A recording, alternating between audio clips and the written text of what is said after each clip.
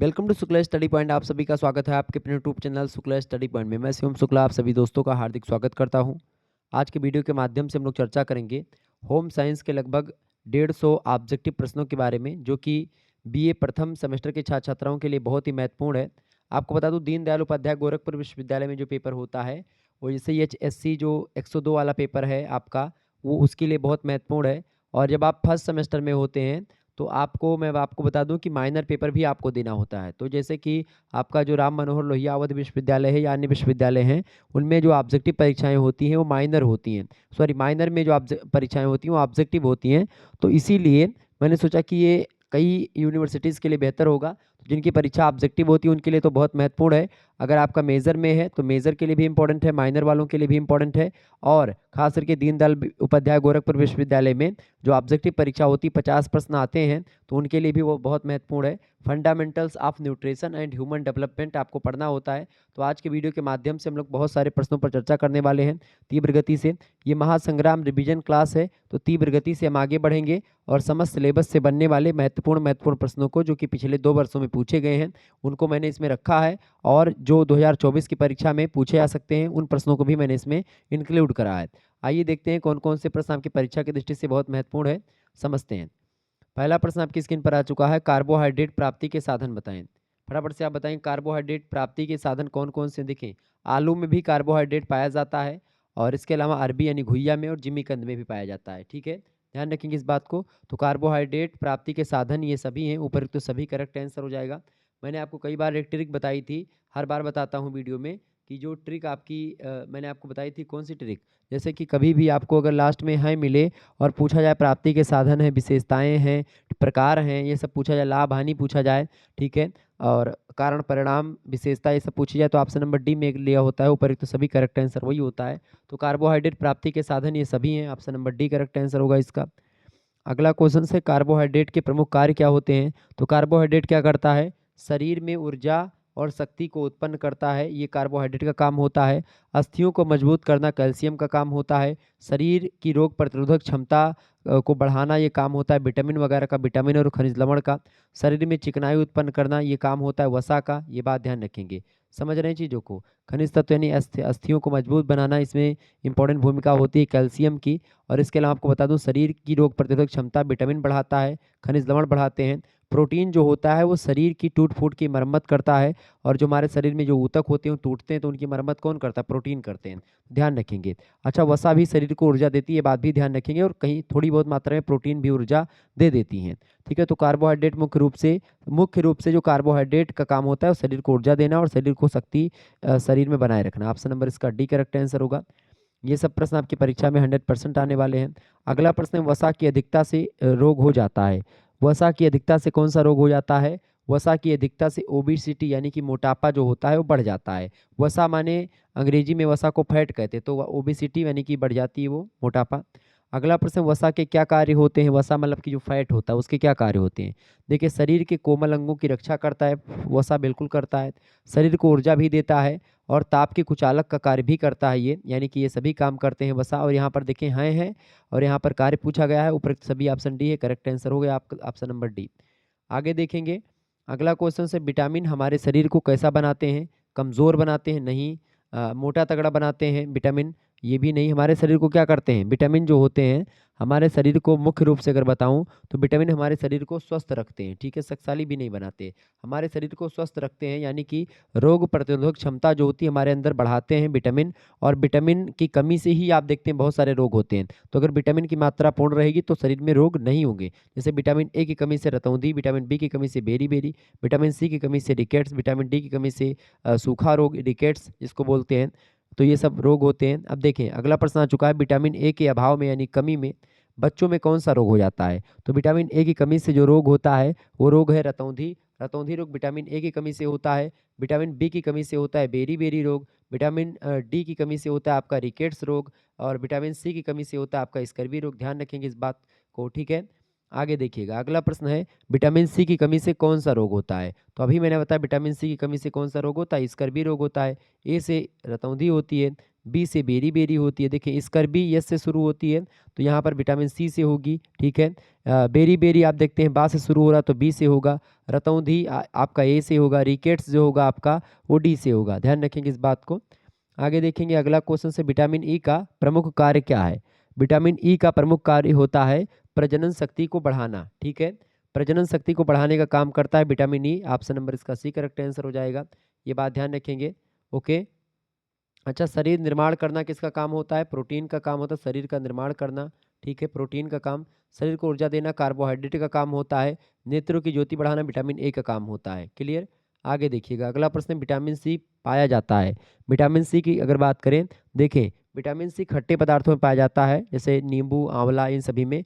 नींबू के रस में पाया जाता है विटामिन सी। आपसे पूछेगा कि कौन सा ऐसा विटामिन है जो कि दूध में नहीं पाया जाता, तो आप बताओगे विटामिन सी जो है एकमात्र ऐसा विटामिन है जो कि दूध में नहीं पाया जाता। या ऐसे बोले कि मतलब जितने भी पोषक तत्व हैं 6 पोषक तत्व होते हैं। एक कार्बोहाइड्रेट, एक वसा, विटामिन, प्रोटीन, खनिज लवण और जल, ये 6 पोषक तत्व होते हैं। और इन सभी पोषक तत्वों में से केवल विटामिन सी दूध में नहीं पाया जाता, बाकी सारे विटामिन, सारे खनिज लवण, सब कुछ जो होता है दूध में पाया जाता है। आपको सारे नहीं लेकिन लगभग अधिकतर चीज़ें दूध में पाई जाती हैं, अधिकतर पोषक तत्व। इसीलिए दूध को पूर्ण आहार माना जाता है। अगला प्रश्न, विटामिन डी की रासायनिक प्रकृति क्या है बताएं। बेरी बेरी या टेकोफेराल या कैल्सीफेराल या फिर नेप्थोक्विनान। करेक्ट आंसर क्या हो जाएगा, कैल्सीफेराल विटामिन डी का नाम है रासायनिक। Option number B correct answer हो जाएगा। आगे देखिएगा अगला क्वेश्चन आपकी स्क्रीन पर आ चुका है। खनिज लवण के निर्माणकारी कार्य हैं बताएं। बढ़िया प्रश्न है। खनिज लवण के निर्माणकारी कार्य कौन है। बिल्कुल, हीमोग्लोबिन का निर्माण करते हैं खनिज लवण, ठीक है। यानी लौह तत्व जो होता है यानी आयरन जो होता है वो हीमोग्लोबिन का निर्माण करता है। दांत और अस्थियों का निर्माण करते हैं कैल्शियम आपके, ठीक है। थायरॉक्सिन का निर्माण भी करते हैं खनिज लवण, तो ये सब काम करते हैं, ठीक है। खनिज लवण ऑप्शन नंबर डी लगा देंगे। उपयुक्त सभी यहाँ पर देखें हैं दिया हुआ है, यानी प्लूरल नाउन में चले गए तो उपयुक्त सभी आपका करेक्ट आंसर होगा डी ऑप्शन। अगला प्रश्न है, कैल्शियम के अवशोषण में सहायक कारक हैं। कैल्शियम के अवशोषण में सहायक कारक कौन से होते हैं बताएं। यहाँ पर भी अगर हैं दिया है तो जाहिर सी बात है प्रोटीन, विटामिन डी और फास्फेट एंड फाइटिक एसिड, ये सभी होगा। ऑप्शन नंबर इसका डी करेक्ट आंसर हो जाएगा, उपयुक्त सभी। नेक्स्ट क्वेश्चन से, फास्फोरस के शोषण का कार्य कहाँ संपन्न होता है। तो फास्फोरस के शोषण का जो काम होता है वो संपन्न होता है छोटी आंत में। ऑप्शन नंबर इसका ए करेक्ट आंसर होगा। अगला क्वेश्चन आपसे बन सकता है एग्जाम में, आयोडीन का क्या काम होता है। आयोडीन का काम होता है, देखें ऊर्जा उपाचय में यानी चयापचय में ऊर्जा के आयोडीन उपयुक्त भूमिका निभाता है। वृद्धि और विकास में भी, गर्भावस्था एवं स्तन श्रवण में भी आयोडीन इंपॉर्टेंट भूमिका निभाता है। डी ऑप्शन लगा देंगे, उपयुक्त सभी। आगे देखिएगा अगला क्वेश्चन आपकी स्क्रीन पर आ चुका है। जल को शुद्ध करने के लिए भौतिक रूप से उपयोगी है। जल को शुद्ध करने के लिए भौतिक रूप से क्लोरीन उपयोगी होता है। Option number A correct answer होगा इसका। अगला प्रश्न है, अशुद्ध जल में रोग होता है। अशुद्ध जल से कौन सा रोग होता है। अशुद्ध जल से हैजा रोग होता है। ऑप्शन नंबर इसका सी करेक्ट आंसर होगा। बढ़िया प्रश्न परीक्षा में पूछा गया है। अगला क्वेश्चन से, भूनने से लाभ है। भूनने से क्या लाभ होता है। भूनने से ये लाभ होता है कि धीरे धीरे सिकना, मतलब धीरे धीरे सिकता है। पौष्टिक तत्वों की कम हानि होती भूनने से। और भोज्य पदार्थ का एक समान, मतलब एक समान भूनना, ये भी बढ़िया होता है कि एक समान गति से मतलब वो भून जाता है। चौतरफा option number D correct answer होगा इसका। अगला प्रश्न, जल के माध्यम से भोजन पकाने की विधि। देखिए उबाला भी जल के माध्यम से जाता है, और तलना तो तेल के माध्यम से, तो ये गलत हो गया। भूनना ये गलत, सेकना। उबाला जाता है जल के माध्यम से। ऑप्शन नंबर इसका ए करेक्ट आंसर हो जाएगा। नेक्स्ट क्वेश्चन आप देखेंगे, वायु के माध्यम से भोजन पकाने की विधि है। वायु के माध्यम से भोजन पकाने की विधि रोस्टिंग कहलाती है। ऑप्शन नंबर इसका सी करेक्ट आंसर हो जाएगा। अगला प्रश्न, चिकनाई के माध्यम से भोजन पकाने की विधि। चिकनाई के माध्यम से भोजन पकाने की विधि, देखिए गहरा तलना, शुष्क तलना और हल्का तलना, ये सब चिकनाई के माध्यम से होता है। Option number D correct answer हो जाएगा, उपयुक्त सभी। तो ये सब प्रश्न आपकी परीक्षा की दृष्टि से बढ़िया प्रश्न थे, इंपॉर्टेंट प्रश्न थे, जिसके बारे में हम लोगों ने चर्चा करी। आगे देखिएगा अगला क्वेश्चन आ चुका है। बढ़िया प्रश्न है, जब पोषण शरीर की आवश्यकता के अनुकूल होता है तो वह स्थिति क्या कहलाती है। तो उस स्थिति को क्या बोलते हैं, फटाफट से आप बताएंगे, आप सभी को पता होगा। तो जब पोषण शरीर की आवश्यकता के अनुकूल होता है तो वह स्थिति कहलाती है सुपोषण की। ऑप्शन नंबर इसका सी करेक्ट आंसर हो जाएगा। तो जब भी पोषण शरीर की आवश्यकता के अकॉर्डिंग होगा तो उसी को सुपोषण बोलेंगे, ये बात आप ध्यान रखेंगे। बढ़िया प्रश्न है आपकी परीक्षा की दृष्टि से। आगे देखिएगा अगला क्वेश्चन आपकी स्क्रीन पर आ चुका है, फटाफट से आप देखेंगे, इंपॉर्टेंट प्रश्न है।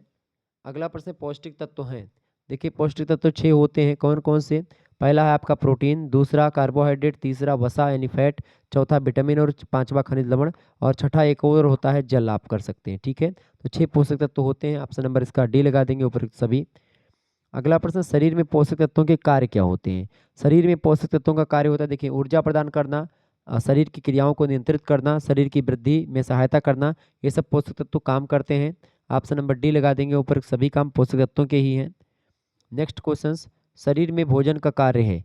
शरीर देखिए भोजन को ऊर्जा प्रदान करता है, बिल्कुल करता है, क्योंकि भोजन में कार्बोहाइड्रेट होता है जो कि और वसा ऊर्जा प्रदान करते हैं। तंतुओं का निर्माण करना और टूट फूट की मरम्मत करना ये प्रोटीन करता है। प्रोटीन भी भोजन में उपस्थित होता है। ठीक है, ध्यान रखेंगे सोयाबीन वगैरह में। शरीर की रोग प्रतिरोधक क्षमता का विकास करना ये खनिज तत्व और जो अपना विटामिन होता है वो करते हैं। तो ऑप्शन नंबर इसका डी लगा देंगे, उपरोक्त सभी चीज़ें भोजन के कार्य हैं। आगे देखिएगा अगला क्वेश्चन है, तो ये सब प्रश्न आपकी परीक्षा में 100% पूछे जाने वाले हैं। अगला क्वेश्चन है, ऊर्जा उत्पन्न करने वाले भोज्य पदार्थ हैं या भोज्य तत्व हैं, फटाफट से आप बताएंगे। कार्बोहाइड्रेट, वसा या प्रोटीन या उपयुक्त सभी? देखिए ऊर्जा उत्पन्न करने वाले जो भोज्य पदार्थ हैं उनमें कार्बोहाइड्रेट सबसे इंपॉर्टेंट है, लेकिन वसा भी ऊर्जा देती है और प्रोटीन भी थोड़ी बहुत मात्रा में ऊर्जा देती है। तो ऑप्शन नंबर डी लगा देंगे, उपयुक्त सभी। एक बात मैं आपको बता दूं कि आपका जब पेपर हो जाएगा दीनदयाल उपाध्याय गोरखपुर विश्वविद्यालय या किसी भी विश्वविद्यालय का, तो आप हमारे नंबर पर 91 61 93 60 62 पर तुरंत व्हाट्सअप कर दिए। जैसे पेपर हो तुरंत आप 10 मिनट या 20 मिनट के बाद में, पेपर होने के बाद में तुरंत आप पेपर हमारे पास सेंड कर दें। तुरंत आपको आंसर की यानी कि उसको सॉल्व करवा करके मैं आपको दे दूंगा। आप मिला लीजिएगा कि आपने कितना प्रश्न सही करके आप आए हैं। ठीक है, जल्दी सेंड करिएगा। आगे देखिएगा प्रश्न है, शरीर निर्माण में सहायक पौष्टिक तत्व कौन है? देखिए शरीर निर्माण की अगर बात की जाए, शरीर निर्माण के लिए प्रोटीन जो होता है बहुत उपयोगी होता है। ऑप्शन नंबर इसका डी करेक्ट आंसर हो जाएगा। तो शरीर निर्माण में सहायक पौष्टिक तत्व होता है आपका प्रोटीन। अगर ऊर्जा की बात करें तो आपका कार्बोहाइड्रेट और वसा होगा। क्लियर, ध्यान रखेंगे। शरीर के तापक्रम को नियंत्रित कौन रखता है? जल रखता है। आगे देखिएगा अगला प्रश्न, सुरक्षात्मक आहार कौन सा है? सुरक्षात्मक आहार की बात करें तो बिल्कुल अंडा जो है आपका सुरक्षात्मक आहार है। ऑप्शन नंबर इसका ए करेक्ट आंसर होगा। अगला क्वेश्चन से, प्रोटीन दूध में किस रूप में पाई जाती है? तो प्रोटीन जो होती है दूध में केसीन के रूप में पाई जाती है। ऑप्शन नंबर इसका ए करेक्ट आंसर होगा। अगला प्रश्न है, प्रोटीन की कमी का से कौन सा रोग होता है? तो प्रोटीन की कमी से जो रोग होता है, मतलब वो कौन सा रोग होता है? क्वाशियोरकर रोग जो होता है प्रोटीन की कमी से होता है। रतौंधी विटामिन ए की कमी से, स्कर्वी विटामिन सी की कमी से, रिकेट्स विटामिन डी की कमी से। ध्यान रखेंगे। और क्वाशियोरकर रोग प्रोटीन की कमी से होता है, ध्यान रखेंगे। अगला क्वेश्चन है, प्रोटीन प्राप्ति का उत्तम साधन है। देखिए मांस, मछली, अंडा, इन सभी में प्रोटीन उचित मात्रा में मिल जाता है। Option number D correct answer होगा इसका। आगे देख लीजिएगा अगला प्रश्न है, बढ़िया प्रश्न है आपकी परीक्षा की दृष्टि से, ये बात ध्यान रखेंगे।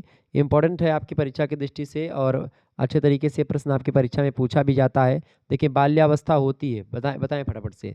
बाल्यावस्था की अगर बात की जाए तो 2 वर्ष से लेकर के 12 वर्ष की जो अवस्था है ये बाल्यावस्था की कहलाती है, बिल्कुल ठीक बात है। अगला क्वेश्चन से, उत्तर बाल्यावस्था का काल क्या है? उत्तर बाल्यावस्था जो होती है आपकी वो 6 वर्ष से लेकर के 12 साल तक कहलाती है। और पूर्व बाल्यावस्था की बात की है तो 2 साल से लेकर के आपकी 6 साल तक पूर्व बाल्यावस्था होती है। उत्तर बाल्यावस्था 6 साल से लेकर के 12 वर्ष तक होती है। किशोरावस्था आपकी 12 साल से लेकर के 18 साल तक होती है। ठीक है, शैशवावस्था आपकी जो होती है वो 0 से लेकर के मतलब 2 साल तक होती है। शैशवावस्था की उम्र क्या है बताएं? शैशवावस्था की उम्र की बात की जाए तो आप देखेंगे शैशवावस्था की उम्र जो होती है वो 0 से लेकर के 2 वर्ष तक होती है। ऑप्शन नंबर इसका सा करेक्ट आंसर हो जाएगा। अगला प्रश्न, पूर्व बाल्यावस्था की उम्र क्या है? पूर्व बाल्यावस्था की उम्र जो होती है 2 साल से लेकर के 6 साल तक। तो 2 से लेकर के 6 साल तक, ऑप्शन नंबर इसका सी करेक्ट आंसर हो जाएगा। 0 यहाँ पर गलत लिख गया है, मिसप्रिंट है।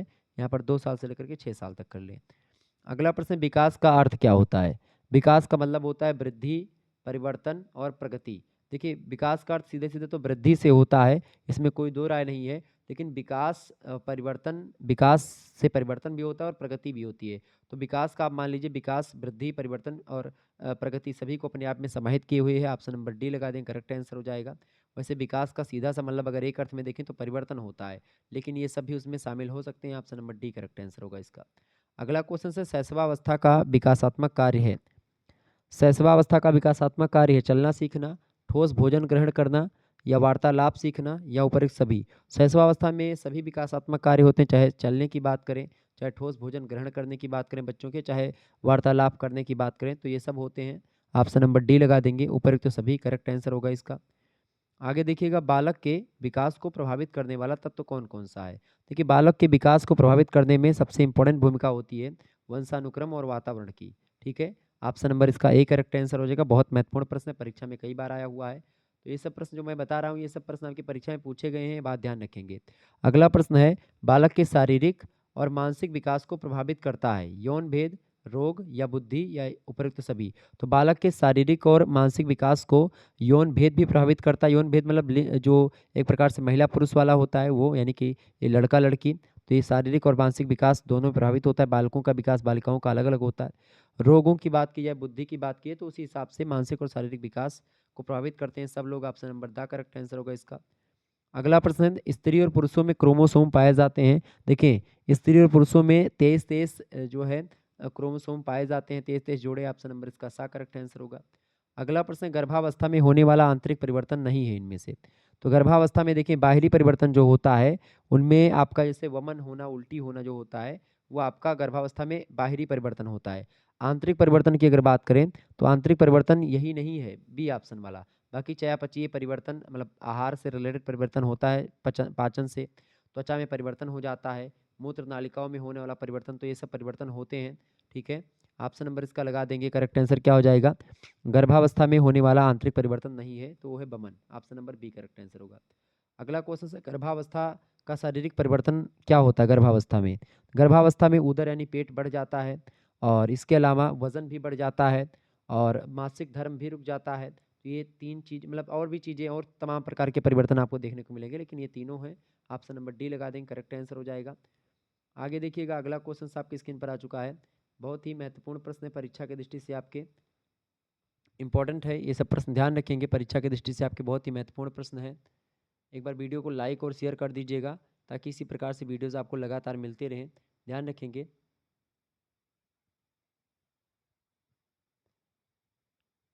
एक बार वीडियो को शेयर और लाइक कर दीजिएगा, इंपॉर्टेंट प्रश्न है। ये गृह प्रबंधन के लिए आवश्यक है, बताएं गृह प्रबंधन के लिए क्या आवश्यक है, फटाफट से आप बताने का प्रयास करेंगे। गृह प्रबंधन के लिए आवश्यक है उच्च शिक्षा, राजनीतिक मूल्यों का ज्ञान होना, या उचित व्यवहार एवं नैतिक मूल्यों का ज्ञान होना। बताइएगा सभी लोग, फटाफट से आप बताएंगे गृह प्रबंधन के लिए क्या आवश्यक है भाई। गृह प्रबंधन के लिए क्या आवश्यक है, उच्च शिक्षा, या फिर राजनीतिक मूल्यों का ज्ञान होना, या फिर उचित व्यवहार एवं नैतिक मूल्यों का ज्ञान होना, या फिर ये सभी। तो गृह प्रबंधन के लिए आवश्यक की अगर बात की जाए तो उचित व्यवहार और नैतिक मूल्यों का ज्ञान होना आपका परम आवश्यक है। ऑप्शन नंबर इसका सी करेक्ट आंसर हो जाएगा। आगे देखिएगा, अगला क्वेश्चन आपकी स्क्रीन पर आ चुका है। एशिया के प्रथम नोबेल पुरस्कार प्राप्त करने वाले व्यक्ति कौन है। तो एशिया के प्रथम नोबेल पुरस्कार करने वाले जो व्यक्ति हैं वो कौन है, वो है रविन्द्रनाथ ठाकुर। 1913 ईस्वी में इनको गीतांजलि रचना पर इनके पुरस्कार मिला था। ऑप्शन नंबर इसका डी करेक्ट आंसर होगा। आगे देखिएगा, अगला प्रश्न है, बांग्लादेश के राष्ट्रीय गान अमार सोनार बांग्ला किसकी रचना है। तो अमार सोनार बांग्ला जो रचना है ये रविन्द्रनाथ ठाकुर की रचना है। ऑप्शन नंबर इसका ए करेक्ट आंसर हो जाएगा। ठीक है, बंग भंग के दौरान जब बंगाल का विभाजन हुआ था तो उस समय 1906 ईस्वी में इन्होंने रविन्द्रनाथ ठाकुर ने इस गीत को लिखा था, जो आज बांग्लादेश का राष्ट्रीय गान है। अगला प्रश्न, रविन्द्रनाथ ठाकुर अपने माता पिता के कौन से संतान थे। तो ये 13वीं संतान थे। ऑप्शन नंबर इसका सी करेक्ट आंसर होगा। अगला प्रश्न, रविन्द्रनाथ टैगोर के पिता का क्या नाम था। तो इनके पिताजी का नाम था Devendra Nath Tagore. Option number A correct answer होगा। अगला प्रश्न, गीतांजलि रचना है, बताएं गीतांजलि रचना है किसकी है। गीतांजलि रचना रविन्द्रनाथ टैगोर जी की है। Option number A correct answer होगा। अगला क्वेश्चन से, भारतीय राष्ट्रगान जनगणमन के रचयिता। तो भारतीय राष्ट्रगान जनगणमन के रचयिता भी रविन्द्रनाथ ठाकुर हैं, Rabindranath Tagore. Option number B correct answer होगा। रविन्द्रनाथ टैगोर ने कितनी गीतों की रचना करी है, लगभग 2230 गीतों की रचना करी है। Option number A correct answer होगा। अगला क्वेश्चन है, रविन्द्रनाथ टैगोर के अनुसार शिक्षा का सबसे पहला उद्देश्य क्या है। तो रविन्द्रनाथ टैगोर के अनुसार शिक्षा का सबसे पहला उद्देश्य है शारीरिक विकास। ऑप्शन नंबर इसका करेक्ट आंसर क्या हो जाएगा, सॉरी, ऑप्शन नंबर इसका डी करेक्ट है, शारीरिक विकास रविन्द्रनाथ टैगोर के अनुसार शिक्षा का सबसे पहला उद्देश्य, बिल्कुल डी ऑप्शन। आगे देखिए, अगला क्वेश्चन है, जब तक मैं जिंदा हूँ मानवता के ऊपर देशभक्ति की जीत नहीं होने दूंगा, यह कथन किसका है। यह कथन भी रविन्द्रनाथ टैगोर जी का है। Option number C correct answer होगा। अगला प्रश्न, भारत में हरित क्रांति की जनक किसे माना जाता है। तो भारत में हरित हरित क्रांति की जनक एम एस स्वामीनाथन जी हैं। ऑप्शन नंबर इसका ए करेक्ट आंसर होगा। आगे देखेंगे, भारत में हरित क्रांति का अगुवा किसे माना जाता है। तो एम एस स्वामीनाथन को माना जाता है। विश्व स्तर की अगर बात करेगा तो वर्गीस कुरियन माने जाते हैं, ये बात ध्यान रखेंगे। तो ये कुछ प्रश्न थे आपके जो है इम्पोर्टेंट, जो कि परीक्षा की दृष्टि से महत्वपूर्ण है। इनमें से 2-3-4 प्रश्न आपकी परीक्षा में इस स्लाइड से आ सकते हैं रविन्द्रनाथ ठाकुर से, ध्यान रखेंगे इस बात को। अगला क्वेश्चन आपकी स्क्रीन पर आ चुका है, फटाफट से आप देखेंगे, बढ़िया प्रश्न है। सामाजिक विकास के तत्व हैं, सामाजिक विकास के तत्व हैं, फटाफट से आप बताइए कौन सामाजिक विकास के तत्व हैं। सामाजिक विकास के तत्व कौन कौन से हैं, फटाफट से आप बताएंगे। सामाजिक विकास के तत्व हैं, देखिए सामाजिक विकास के तत्व की बात करें, समाज के द्वारा मान्य व्यवहारों का विकास करना, बिल्कुल ठीक है।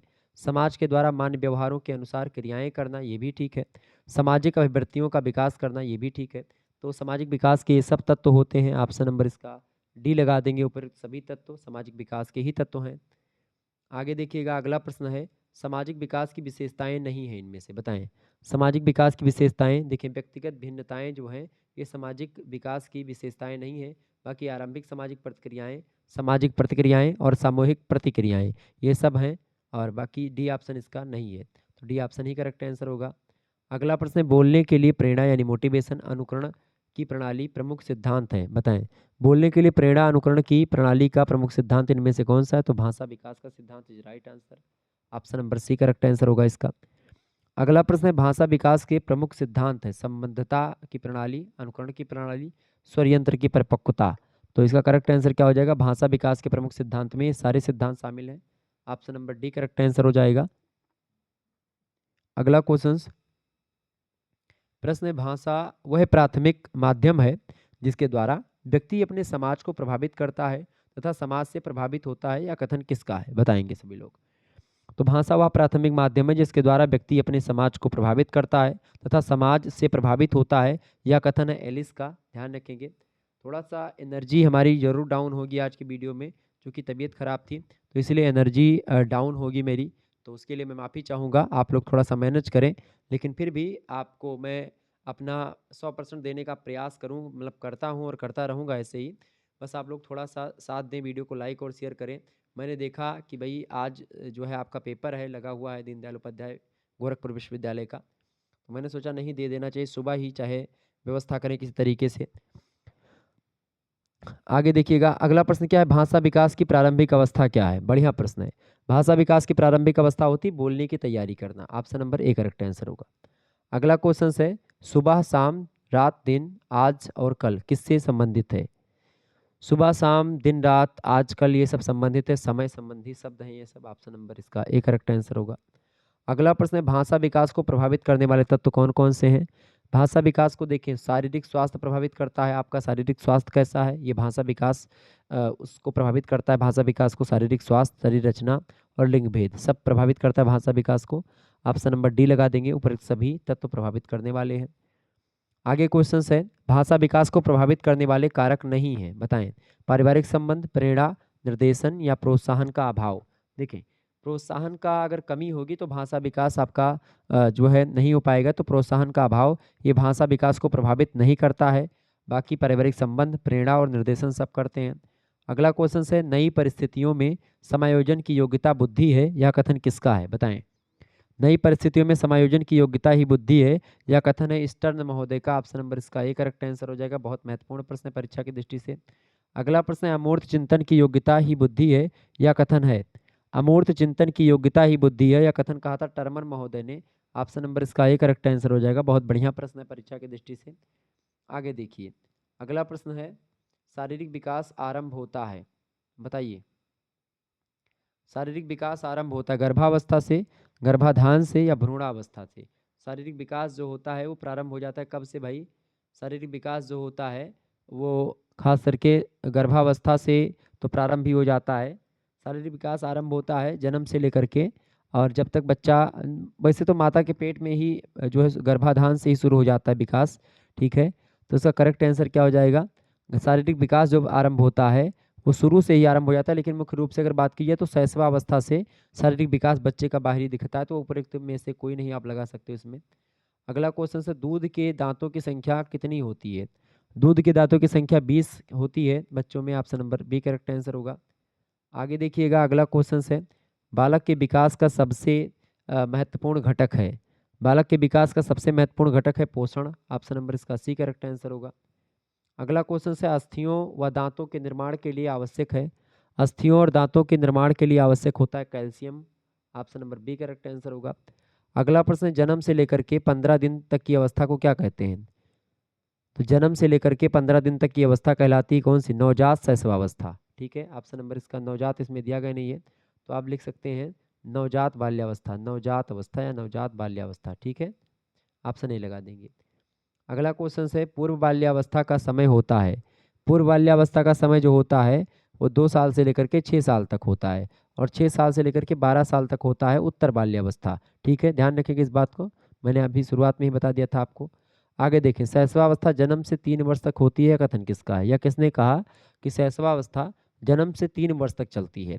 तो ये कुप्पू स्वामी का कथन है। ऑप्शन नंबर इसका ए करेक्ट आंसर होगा। अगला क्वेश्चन है, शैशवावस्था को और कहा जा सकता है क्या? समायोजन की अवस्था, किशोरावस्था, पूर्व बाल्यावस्था या बाल्यावस्था? शैशवावस्था को कहा जा सकता है समायोजन की अवस्था होती है शैशवावस्था की अवस्था। Option number A correct answer होगा। आगे देखिए, अगला क्वेश्चन है, जन्म के दूसरे सप्ताह के अंत से दूसरे वर्ष तक के अंत की अवस्था क्या कहलाती है? तो इस अवस्था को क्या कहते हैं? बचपन अवस्था बोलते हैं इसको। क्लियर, ऑप्शन नंबर इसका ए करेक्ट आंसर हो जाएगा। अगला प्रश्न है, उत्तर बाल्यावस्था 6 वर्ष की आयु से वयासंधि अवस्था के आरंभ होने तक 11 और 12 वर्ष के बीच होती है। यह कथन किसका है? यह कथन किसका है उत्तर बाल्यावस्था को लेकर के? हरलाक महोदय ने कहा था। ऑप्शन नंबर इसका ए करेक्ट आंसर होगा। आगे देखें, अगला क्वेश्चन है, वंशानुक्रम से अभिप्राय माता और पिता के शारीरिक और मानसिक गुणों का संतानों में हस्तांतरण है। यह कथन किसका है? तो यह कथन कहा था जेम्स ड्रेबर महोदय ने।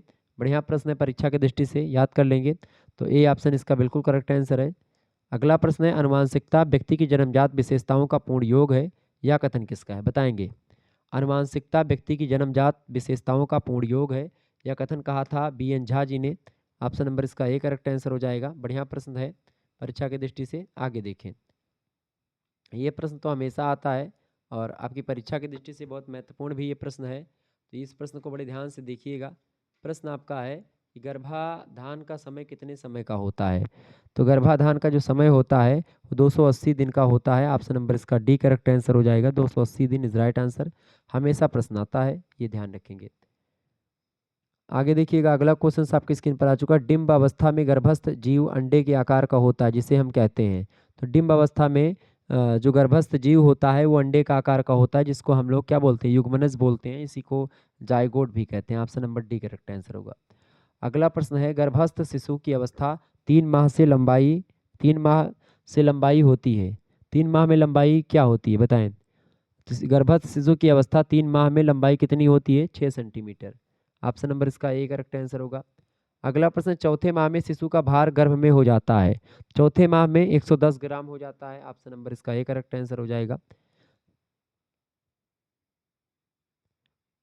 अगला मतलब बढ़ जाता है। अगला क्वेश्चन आप देखेंगे, 5वें माह में शिशु की लंबाई और भार होता है। तो 5वें महीने में शिशु का जो लंबाई और भार होता है वो होता है 20 सेंटीमीटर और 300 ग्राम। ठीक है, लंबाई 20 सेंटीमीटर और 300 ग्राम भार। ऑप्शन नंबर इसका ए करेक्ट आंसर हो जाएगा। अगला क्वेश्चन है, जो शिशु गर्भावस्था के 28 से 27 सप्ताह के बीच पैदा होते हैं उन्हें क्या कहते हैं?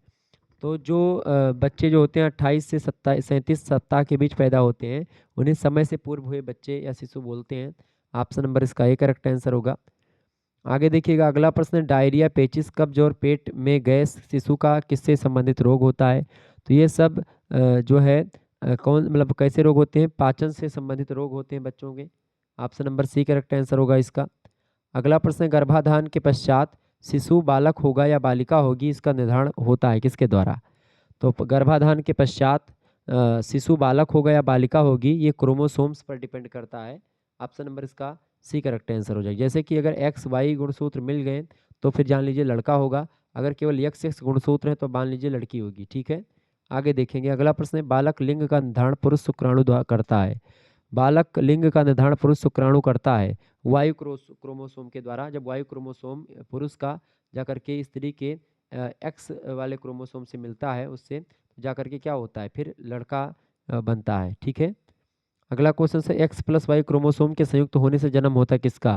तो एक्स प्लस वाई मिल जाएंगे तो लड़के का जन्म होगा और एक्स एक्स मिल जाएंगे तो लड़की का जन्म होगा। एक्स एक्स का संयुक्त होने पर कौन सा क्या होता है? तो बालिका का जन्म होता है, लड़की का। Option number B correct answer होगा।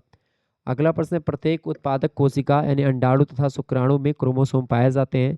तो प्रत्येक उत्पादक कोशिका में अंडाणु और जीवाणु जो पाए जाते हैं पादप कोशिका में वो 48 पाए जाते हैं। ऑप्शन नंबर इसका ए करेक्ट आंसर होगा। अगला प्रश्न है आरएच फैक्टर या आरएच तत्व रक्त में पाए जाते हैं। आरएच तत्व रक्त में पाए जाते हैं रक्त के लाल कणों में, आरबीसी में। Option number A correct answer होगा इसका। आगे देखेंगे अगला क्वेश्चन है बुद्धि की श्रेष्ठता का कारण प्रजाति है या कथन किसका है? फटाफट से आप बताएंगे। बुद्धि की श्रेष्ठता का कारण प्रजाति है या कथन किसका है? एरिक एरिक्सन का, क्लीनबर्ग का, लेमार्क का या पियर्सन का? फटाफट से आप बताएंगे किसका कथन है। तो क्या पूछा? बुद्धि की श्रेष्ठता का कारण प्रजाति है या कथन क्लीनबर्ग का है। Option number B correct answer होगा इसका। अगला क्वेश्चन है दमित दमित विचार भावनाएं अनुभव किस मन में होते हैं? दमित विचार भावनाएं अनुभव जो होते हैं ये व्यक्ति के अचेतन मन में होते हैं। ऑप्शन नंबर इसका ए करेक्ट आंसर होगा। बढ़िया प्रश्न है आपकी परीक्षा की दृष्टि से। अगला प्रश्न शैशवावस्था की समय सीमा है। तो शैशवावस्था की समय सीमा 1 से लेकर के 3 वर्ष आप मान सकते हैं। वैसे 2 वर्ष तक ही मानते हैं कुछ लोग 3 वर्ष तक मानते हैं। तो यहाँ पर ऑप्शन देखें, ऑप्शन के अकॉर्डिंग आपको कर चलना है। तो बी करेक्ट आंसर होगा यहाँ पर। अगला क्वेश्चन है किशोरावस्था की समय सीमा क्या है? तो किशोरावस्था की समय सीमा 12 साल से लेकर के 18 साल या 20 साल तक है। तो यहाँ पर नज़दीकी यही दिख रहा है, तो ऑप्शन सी करेक्ट आंसर हो जाएगा, क्योंकि अलग अलग विद्वानों ने अपने अपने हिसाब से बताया है। अगला प्रश्न नैतिक विकास का सिद्धांत किसने दिया? नैतिक विकास का सिद्धांत दिया था 1969 में 1969 में कोहलबर्ग ने। ऑप्शन नंबर इसका ए करेक्ट आंसर होगा। अगला प्रश्न संज्ञानात्मक विकास का सिद्धांत किसने दिया? संज्ञानात्मक विकास का सिद्धांत दिया था जीन पियाजे ने। Option number A correct answer हो जाएगा। 100% ये क्वेश्चन लगातार पूछा जाता है, ध्यान रखेंगे। अगला प्रश्न भाषा विकास का सिद्धांत किसने दिया? तो भाषा विकास का सिद्धांत किसने दिया था? किसने दिया भैया? नोम चोमस्की। ऑप्शन नंबर इसका डी करेक्ट आंसर होगा। आगे देखिएगा मानव में गुणसूत्रों की संख्या कितनी होती है? तो 46 गुणसूत्रों की संख्या होती है, 23 जोड़े माने जाते हैं। क्लियर? आगे देखें औपचारिक संक्रियात्मक अवस्था का समय है। औपचारिक संक्रियात्मक अवस्था का जो समय है 11 से लेकर के 15 वर्ष का समय है। Option number A correct answer होगा इसका। अगला प्रश्न है ओजोन किससे बनती है? तो ओजोन गैस जो है वो ऑक्सीजन से बनती है, ऑक्सीजन के मिलने से। और ओजोन का सूत्र होता है O3, ध्यान रखेंगे इस बात को। आगे देखिएगा अगला क्वेश्चन है बहुत ही इंपॉर्टेंट प्रश्न है परीक्षा की दृष्टि से आपके। फटाफट से आप वीडियो को लाइक करेंगे, शेयर करेंगे। प्रश्न है पोषण के अनुसार भोजन पकाने की सबसे अच्छी विधि है। तो पोषण के अनुसार भोजन पकाने की सबसे अच्छी विधि जो होती है वो कौन सी मानी जाती है? तो वो भोजन पकाने की सबसे अच्छी विधि मानी जाती है भाप के द्वारा उबालना। ये अच्छी विधि मानी जाती है भोजन पकाने की पोषण के अकॉर्डिंग। ऑप्शन नंबर इसका बी करेक्ट आंसर होगा। अगला प्रश्न विटामिन बी के प्रचुर स्रोत हैं। विटामिन बी के प्रचुर प्रचुर स्रोत में जिगर आता है। ऑप्शन नंबर इसका ए करेक्ट आंसर होगा। अगला प्रश्न है इनमें से कौन सा पेट में मुख्य रूप से पच जाता है? कार्बोहाइड्रेट या वसा या लिपिड? तो मुख्य रूप से पच जाता है पेट में, वो प्रोटीन होता है। Option number B correct answer होगा। अगला प्रश्न नाइट्रोजन फास्फोरस और पोटास क्या हैं? ये सब मुख्य पोषक तत्व हैं। ठीक है, ऑप्शन नंबर इसका ए करेक्ट आंसर होगा। अगला प्रश्न है कौन सा पोषक तत्व शरीर को संक्रमण से लड़ने में मदद करता है? मैंने आपको बताया था विटामिन जो होता है इसमें। देखिए पोषक तत्व संक्रमण से लड़ने में मदद करता है पोषक तत्व, इसमें सारे विटामिन करते हैं, हालांकि विटामिन सी ज़्यादा करता है। ऑप्शन नंबर इसका सी लगा देंगे। अगला क्वेश्चन है कैल्शियम मैग्नीशियम और गंधक क्या है? तो कैल्शियम मैग्नीशियम और गंधक जो है ये गौण पोषक पोषक तत्व में आते हैं। किसमें? गौण पोषक तत्व में आते हैं। Option number A correct answer होगा। अगला प्रश्न शक्तिदायक भोजन के अवयव हैं, बताएं। जो शक्ति प्रदान करने वाले हैं यानी कि ऊर्जा देने वाले शरीर को, तो वो है कार्बोहाइड्रेट और वसा से युक्त भोजन जो होते हैं वो। Option number A correct answer हो जाएगा। अगला प्रश्न नमी के लिए उष्मा वाले भोजन पकाने की विधि, फटाफट से आप बताएंगे। नमी के लिए नमी के लिए उष्मा वाले भोजन पकाने की जो विधि होती है वो क्या है? उबालना। Option number A correct answer होगा। अगला प्रश्न सूखी उष्मा द्वारा भोजन पकाने की विधि, सूखी उष्मा द्वारा भोजन पकाने की विधि को सोर्टिंग बोलते हैं। Option number A correct answer होगा। अगला प्रश्न उबालने की प्रक्रिया में किया जाता है, उबालने की प्रक्रिया में अधिक पानी का प्रयोग किया जाता है। Option number A correct answer होगा।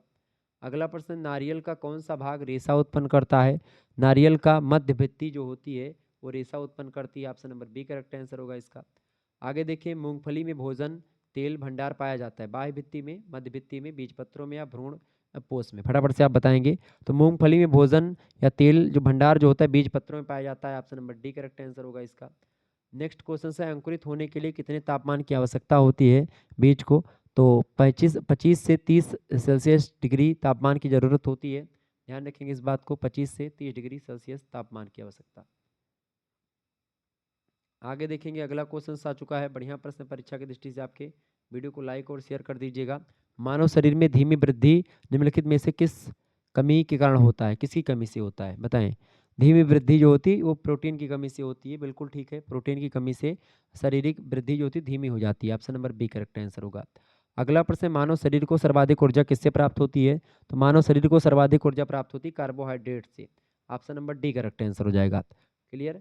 आगे देखेंगे, कार्बोहाइड्रेट की सर्वाधिक मात्रा होती है, कार्बोहाइड्रेट की सर्वाधिक मात्रा होती है चावल में। Option number D correct answer हो जाएगा।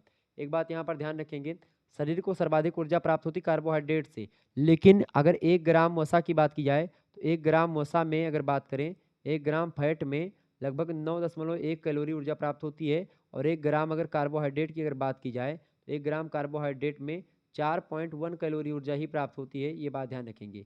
लेकिन शरीर को ऊर्जा सबसे ज़्यादा कौन देता है? कार्बोहाइड्रेट देता है, क्योंकि उसकी मात्रा हम लोग ज़्यादा लेते हैं, वसा की मात्रा कम लेते हैं। क्लियर, ध्यान रखेंगे। अगला प्रश्न, विटामिन शब्द किसने प्रतिपादित किया था? बढ़िया प्रश्न है, इंपॉर्टेंट प्रश्न है, परीक्षा में सब प्रश्न लगातार पूछे जाते हैं। विटामिन शब्द कितने मतलब किसने प्रतिपादित किया था? तो कैसिमर फंक ने किया था 1912 में। ऑप्शन नंबर इसका सी करेक्ट आंसर होगा। अगला प्रश्न, कार्बोहाइड्रेट की मूल इकाई होती है, कार्बोहाइड्रेट की मूल इकाई शर्करा होती है। Option number A correct answer होगा। अगला प्रश्न, टेबल शुगर के नाम से किसे जानते हैं? टेबल शुगर के नाम से सुक्रोज को जानते हैं। ए ऑप्शन करेक्ट आंसर होगा। अगला प्रश्न, तत्कालिक ऊर्जा का स्रोत किसे माना जाता है? तत्कालिक ऊर्जा का स्रोत ग्लूकोज को मानते हैं। Option number B correct answer होगा। नेक्स्ट क्वेश्चन से, विटामिन किस भाषा का शब्द है? तो विटामिन लैटिन भाषा का शब्द है। ये ऑप्शन करेक्ट आंसर होगा इसका। अगला प्रश्न, विटामिन बी का रासायनिक नाम क्या है? फटाफट से आप बताएंगे। विटामिन बी का रासायनिक नाम क्या होता है? विटामिन बी का रासायनिक नाम जो है वो है थायमीन। विटामिन बी का रासायनिक नाम है थायमीन। विटामिन ए का नाम है रेटिनॉल। और स्कारबिक एसिड की अगर बात की तो विटामिन सी को स्कारबिक एसिड कहते हैं। टेकोफेराल विटामिन ई का नाम है रासायनिक, ध्यान रखेंगे इस बात को। क्लियर। आगे देखेंगे, निम्न में से किसे रक्षात्मक पदार्थ कहा जाता है? विटामिन जो है रक्षात्मक पदार्थ हैं।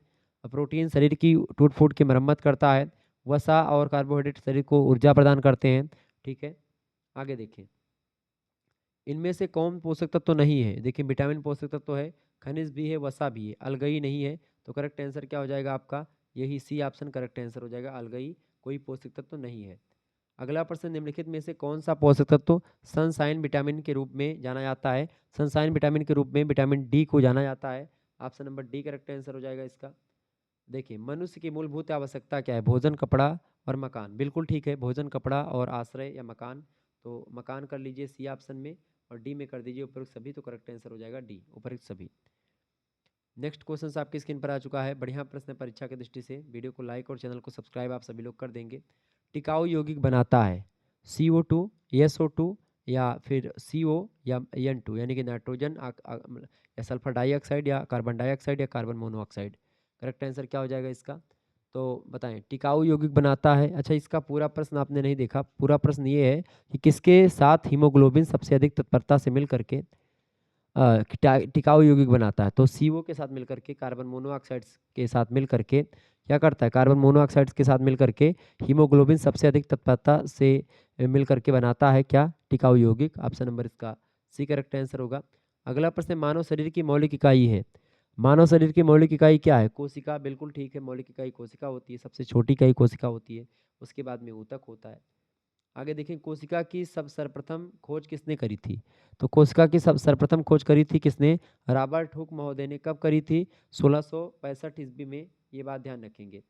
आगे देखिएगा, प्रश्न है, कोशिका का ऊर्जा घर है माइटोकॉन्ड्रिया। बिल्कुल करेक्ट आंसर हो जाएगा, माइक्रोकॉन्ड्रिया इज राइट आंसर। कोशिका का ऊर्जा घर होता है माइक्रोकॉन्ड्रिया। नेक्स्ट क्वेश्चन आप देखेंगे, बढ़िया प्रश्न परीक्षा की दृष्टि से।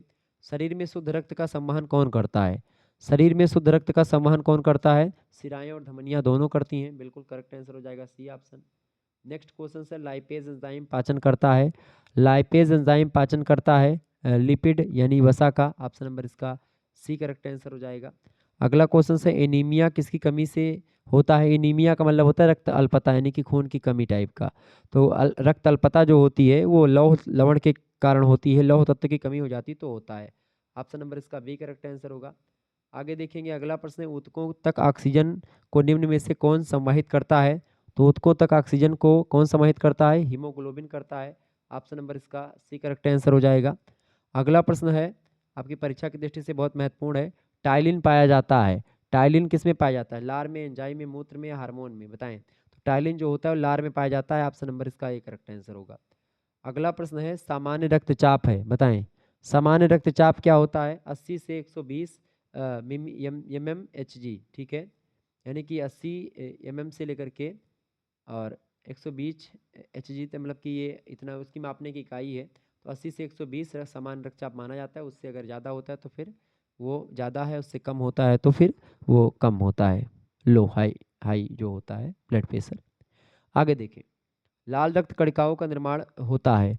लाल रक्त कणिकाओं का निर्माण जो होता है वो अस्थि मज्जा में होता है, बोन मेरो में। ऑप्शन नंबर इसका बी करेक्ट आंसर हो जाएगा। अस्थि मज्जा में आरबीसी कणिकाओं का निर्माण होता है। तो इस तरीके से आप लोगों ने बहुत सारे प्रश्नों को समझ लिया और जान लिया। मिलते हैं फिर नेक्स्ट वीडियो में, तब तक के लिए जय हिंद जय भारत। आप सभी का बहुत बहुत धन्यवाद हमारे साथ जुड़ने के लिए। इसी प्रकार से अपना प्यार हमेशा बनाए रखेंगे। सभी लोगों को बहुत बहुत धन्यवाद और आप सभी को बहुत बहुत बधाई आपके पेपर के लिए। और आपके अच्छे अंक आएंगे, ये बात ध्यान रखेंगे। तो आपकी परीक्षा अगर राम मनोहर लोहिया में है, माइनर में पेपर होता तो भी आपके लिए इंपॉर्टेंट है। दीनदयाल उपाध्याय गोरखपुर विश्वविद्यालय में है तो आप ऑब्जेक्टिव परीक्षा हो रही है, उनके लिए भी बहुत महत्वपूर्ण है, ये बात ध्यान रखेंगे। और 2024, 25, 26 सभी की परीक्षाओं के लिए इंपॉर्टेंट है, ध्यान रखेंगे। जैसे ही पेपर होता है आप लोग हमारे नंबर 91 61 93 60 62 इसी पर आप लोग पेपर तुरंत सेंड कर दीजिएगा, तुरंत सॉल्व करवा दिया जाएगा। आप किसी सब्जेक्ट का पेपर आए आपके पास तो आप इस नंबर पर पीडीएफ बना करके साफ साफ फोटो खींच करके आप सेंड कर दीजिएगा सीरियल से, ठीक है। धन्यवाद, मिलते हैं फिर नेक्स्ट वीडियो में। बहुत बहुत धन्यवाद आप सभी का।